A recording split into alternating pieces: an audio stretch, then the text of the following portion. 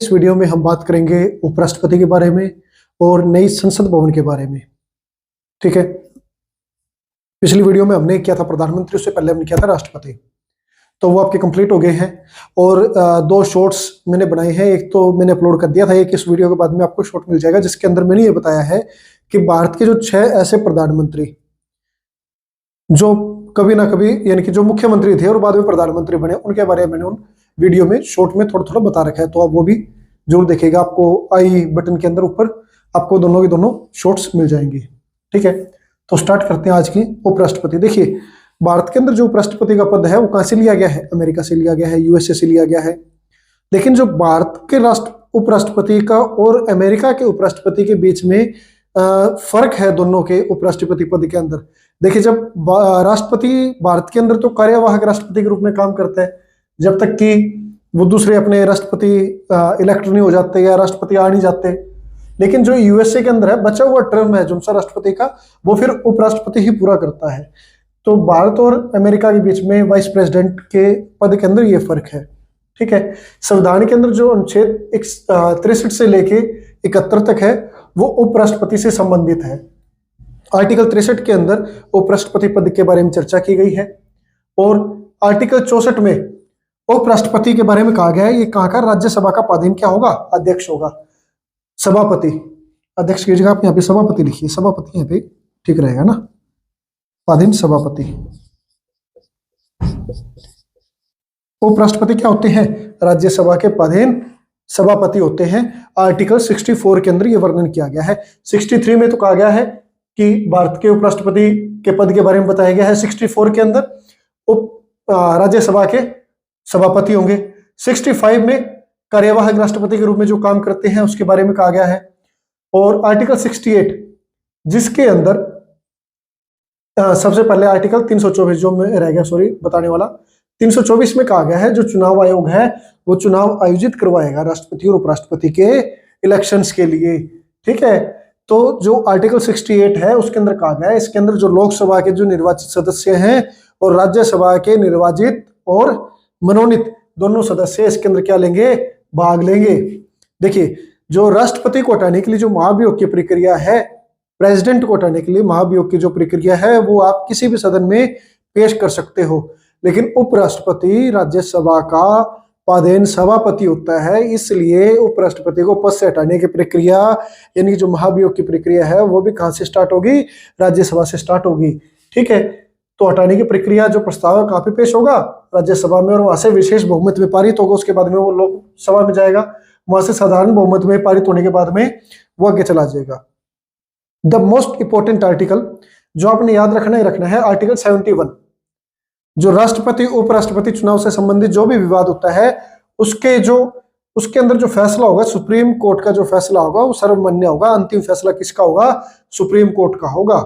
ठीक है, जो भी विवाद होता है, आर्टिकल 71, तो ये मोस्ट इंपोर्टेंट आर्टिकल है। एक तो 74 और 64, ये दोनों मोस्ट इंपोर्टेंट है, इन दोनों का आपने ध्यान रखना है। 64 के अंदर तो कहा गया है पदेन सभापति होगा और 71 के अंदर उनके विवाद के बारे में कौन होगा? वहां पे सुप्रीम कोर्ट का जो फैसला होगा वो अंतिम होगा। ठीक है, अभी बात करते हैं हम संसद की।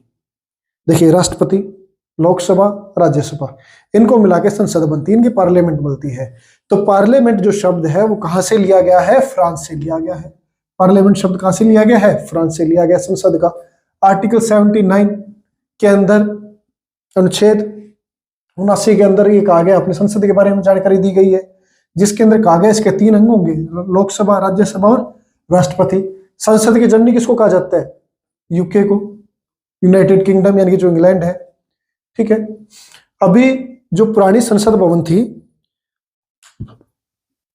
देखिए, जब कोलकाता से दिल्ली राजधानी स्थानांतरित की गई 1911 के अंदर, उस समय तक भारत के अंदर जो विधान सभाएं थी, जो काउंसिल ऑफ इनकी थी, काउंसिल थी जो अंग्रेजों की, वो नहीं थी उस टाइम तक। लेकिन बाद में 1920 के आसपास, 1918-19 के आसपास में काउंसिल के बारे में इनकी बात की गई। 1919 के जो आया था उसमें काउंसिल की बात की गई, राज्यसभा लोकसभा के बारे में। ठीक है, इनकी राज्यसभा लोकसभा तो नहीं होते थे, वो अपर हाउस लोअर हाउस वो होते थे इनके। तो काउंसिल हाउस के बारे में जो बात की गई 1921 में इसको बनाना स्टार्ट करते हैं पुराना जो संसद भवन की बिल्डिंग है 1921 में बननी स्टार्ट होती है, 1927 के अंदर बनके तैयार हो जाती है। एडविन लुटियंस उसके और हर्बर्ट बेकर उसके वास्तुकार थे। 1921 से लेकर 1927 तक बनती है पुरानी संसद भवन, ठीक है। और अभी जो नई संसद भवन है, ये नई संसद भवन का जो उद्घाटन है ये 28 मई 2023 को माननीय प्रधानमंत्री नरेंद्र मोदी जी के द्वारा हुआ। 1919 में इसको बनाने के लिए 2019 के अंदर इसको बनाने के लिए बात की गई। इसके अंदर जो इसके लोकसभा का जो हॉल है उसकी थीम है जो सी वो मोर के ऊपर है। राज्यसभा की थीम किससे प्रेरित है? कमल से है। सेंट्रल विस्टा पूर्ण उद्यान की रेख देख, यानी कि जो इसके आर्किटेक्ट है इस प्रोजेक्ट के, उसके आर्किटेक्ट कौन है? आर्किटेक्ट बिमल पटेल है। इसके अंदर क्या क्या काम हुए? त्रिकोणीय संसद भवन के बारे में बात, केंद्रीय सचिवालय बनाने के लिए बात हुई, राष्ट्रपति भवन से लेके आपके जो इंडिया गेट तक, ठीक है। तो ये जो उनसे 3 किलोमीटर का जो रथ है, जो पहले राजपथ कहलाते थे अब उनको कर्तव्य पथ कह दिया, उसको बनाने के लिए जो बात की गई, या नॉर्थ साउथ ब्लॉक के जो अपने जो बिल्डिंग्स थी उनको दोबारा से बनाने के लिए, रिनोवेट करने के लिए जो बात की गई, वो भी सभी के सभी इसी सेंट्रल विस्टा पूर्ण उद्यान प्रोजेक्ट के अंदर बात की गई, ठीक है। प्लेटिनियम रेटेड ग्रीन बिल्डिंग, ये क्या चीज है भाई? प्लेटिनियम रेटेड ग्रीन बिल्डिंग, यानी कि पर्यावरण की दृष्टि से इसको जो रेटिंग है वो प्लेटिनियम की मिली है, ठीक है। पर्यावरण की दृष्टि से यानी कि बढ़िया तरीके से इसका काम हुआ है। पर्यावरण के जो प्रदूषण की है, जो प्रदूषण बहुत कम किया गया है, यानी कि इसमें बहुत बढ़िया तरीके से काम हुआ। लोकसभा की 888 और राज्यसभा की 384 लोग बैठने की नई संसद भवन के अंदर व्यवस्था की गई है। नई संसद भवन की जरूरत क्यों पड़ी? पहले तो बात ये आती है, देखिए पहले जो दिल्ली अपने जो पुरानी संसद भवन है वो अंग्रेजों के टाइम की बनी हुई, पहली बात तो ये होगी।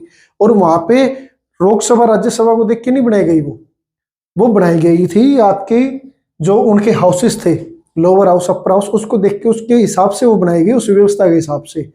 और वहां के जो अभी बैठने की जो व्यवस्था है, वहां पे जो सांसद है बहुत तंग तंग तरीके से वहां पे बैठते थे। और जो 2026 की जो परिसीमन होगा सीटों के दोबारा से, उनका दोबारा से निर्धारण होगा जो जनगणना के आधार पे जो 2026 में होना है, उसके हिसाब से सीटों की संख्या बढ़ने का अनुमान है। तो वहां पे बैठने के लिए इतनी जगह नहीं है, इसलिए यहाँ पे इसको नई संसद भवन बनाने की जरूरत पड़ी। पुराने वाली आपकी एज जो अपने हेरिटेज है, हेरिटेज के हिसाब से अपने पास में वो सही सलामत उसको सुरक्षित रखा जाएगा। एक सैनिक जो प्रधानमंत्री मोदी ने जब इसका उद्घाटन किया था तो सैनिक वहां पे स्थापित किया था। ये सैनिक क्या है? देखिए सैनिक चोल साम्राज्य के अंदर प्रचलित था। एक आपको मैं वीडियो में यहीं पे साइड पे दिखा दूंगा उसका इमेज। एक छड़ होती है, एक छड़ के ऊपर नंदी बना होगा, वो नंदी उसके ऊपर स्थापित होगा, ठीक, आपको वीडियो में दिख जाएगा, ठीक है। उसको सैनिकल कहा गया। उस सैनिकल के अंदर वो छड़ है, वो क्या होता था कि जब एक राजा दूसरे राजा को अपना राजपाट देता था तो एक यानी कि जो ट्रांसफर हो गया, उसका राजपाट का क्या हो गया? ट्रांसफर हो गया। उस सरकार का राजा का ट्रांसफर, यानी कि वो सरकार के बीच में जो हुआ, बीच में एक सरकार से दूसरे सरकार के अंदर उसको दिया जाता था, उनका दायित्व हो गया ये, ठीक है, कि आपने अब इस प्रजा के राजा आप है, आपने इसको संभालना है, आपने इनकी सेवा करनी है। तो वैसे ही जब ब्रिटिश सरकार जा रही थी तो जो सत्ता का हस्ताक्षरण है, सत्ता का जो ट्रांसफर है, वो करने के लिए बात की गई। तो राजगोपालाचारी जी ने इस सैनिकल के बारे में बताया और ब्रिटिश सरकार ने नेहरू जी को सैनिकल देके ब्रिटिश सरकार ने अपनी जो सत्ता हस्ताक्षरण है वो इंडियन गवर्नमेंट को की सैनिकल के द्वारा। ये कुछ समय तो नेहरू जी ने अपने पास में रखा, बाद में ये जो इलाहाबाद का उनका आनंद भवन में जो संग्रहालय बना हुआ है वो संग्रहालय में रहा। मोदी जी को इसके बारे में थोड़ा सा पता चला, नॉलेज मिलते ही, तो ये इसको अपने इस बिल्डिंग में लाके इसको स्थापित कर दिया, ठीक है। तो मेरे हिसाब से तो इसमें से मैंने सारा करवा दिया आपको। और वीडियो पसंद आए तो भाई वीडियो को लाइक कीजिएगा, अपने दोस्तों के साथ शेयर कीजिएगा, चैनल को सब्सक्राइब जरूर किया करें और वीडियो पूरी देखा करें। आप चाहे वीडियो को 1.5 गुना पे देख लें, 1.25 पे देख लें, लेकिन वीडियो को पूरी देखें, क्योंकि जो चीज मैं यहाँ पे बताता हूँ वो एकदम पूरे ना, जो आपके एग्जाम के पॉइंट ऑफ व्यू से वो इंपॉर्टेंट चीजें यहाँ पे मैं यहाँ पे लिख के पहले से रखता हूँ, ताकि वो अब तक मैं दे सकूं। कोई बेवजह की इसके अंदर चीज नहीं है। जो भी एग्जाम के व्यू से या जो प्रीवियस ईयर में जो कोई क्वेश्चन उसके अकॉर्डिंग आया हुआ है तो उससे रिलेटेड चीजें ही मैंने यहाँ पे दे रखी है। तो भाई सर्च करना पड़ता है वीडियो के लिए, वीडियो बनाने के लिए जो भी टॉपिक करवाया जाता है, सर्च करने के बाद में आपके पास मटेरियल दिया जाता है। वीडियो पसंद है, वीडियो को लाइक कीजिएगा, अपने दोस्तों के साथ शेयर कीजिएगा। जय हिंद, जय भारत, आपका दिन शुभ रहे।